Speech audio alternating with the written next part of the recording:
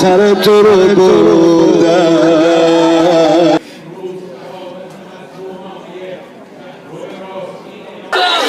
من بچه میدون خراسونم ما فدای شماییم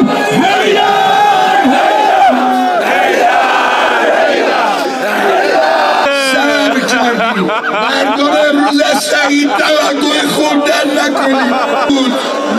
فرمود پدر مادرم از من بهتر بودن صبر کردم داغ حاجی زاده دیدم صبر کردم حالا چی کار کنم بودن همه جا صبر کردی چرا حالا بی صبری میکنی پاشد نشست هر داغی دیدم دلم خوش بود حسین فرمود زینب جان به جان من دیگه خودتو اینجور نزن بکشن من خودمو نزنم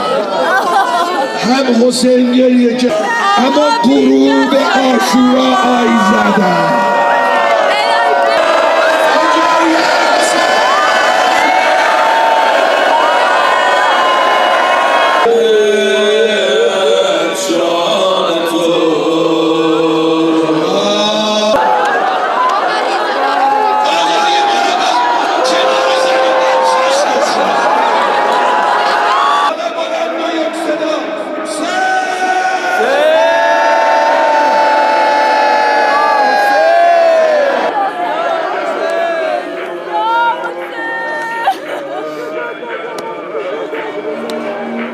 نشانه بیعت با امام بالا بیاد یک صدا و یک نما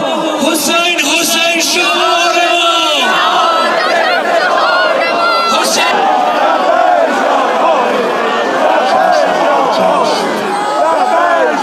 اگر